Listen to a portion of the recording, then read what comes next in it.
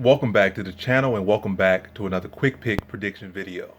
In this video, I'll be predicting the women's strawweight bout between Diana Belbita versus Hannah Goldy. And how I see this one right here. So at first I was going to lean to Goldy, but really looking at it, well, it still can factor in that she can win and stuff. But I'm basically saying I am literally saying I'm picking Belbita in this one. But yeah, really looking at this fight, I was looking at Goldy and thinking she's the more well-rounded fighter and whatnot. But really, she's the more stronger, compact fighter. And if she does choose to mix up, that's her best path, is by trying to take her down to the ground and use her strength on her and win to be a positional advantage potentially. But really looking at her career, she's not a fighter that offensively grapples. At best, she's a use her strength and press you against the cage type fighter. And then mixing striking. And I don't know why people keep saying, like, even before her last fight, they said, oh, she's a technical striker that has a phenomenal takedown defense or a solid takedown defense or whatnot. But when you look at her striking, nothing to write home about at all. She's short, she's stiff, got no head movement. Where her head movement is at, I would not classify that as any type of decent striker. She's all right. And also, matter of fact, it'd be some stiff strikers that, still be solid, still be forces to reckon with out there. But they be like 50-50 fighters because they can deal fighting and damage at any point, and they can get hit with fighting and damage at any point, unless they fight some pillow-fisted fighter or some fighter that only knows how to wrestle or something, and they got good takedown defense, and they got. But where I'm going with this, but really want to see this one.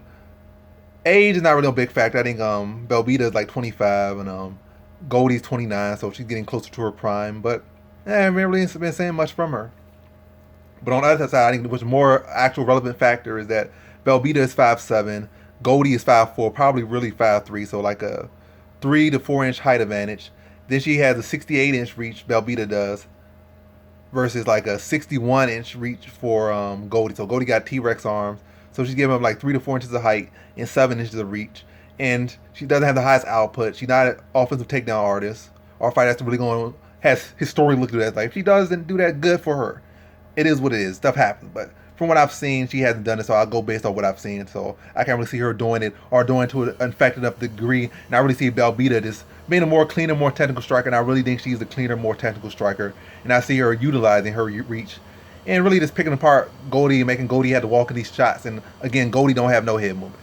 Just watch any of her fights. She don't got no head movement. I'm not just bashing the girl. Just watch her fights. You'll see it in like 5 seconds. She'll just walk forward, get peppered with jabs, get kicked to the body, not go for no takedowns or anything like that. Probably try to mix in 1 or 2 or 3 takedowns. They might have a little bit of success with it. Probably still be a close, ugly, sloppy fight. But I think Belbita's gonna be land more shots, be the more active fighter. And even when Goldy tries to just press her against the cage without much activity, I see Belbita landing elbows, landing knees, and being the one being active. Whether it be against the cage, center of the cage, at distance, it's gonna be Belbita being the one that's gonna be the more active fighter, the more accurate fighter, and the one landing the more flusher shots in this one. So in this one, I got Diana Belbita via decision.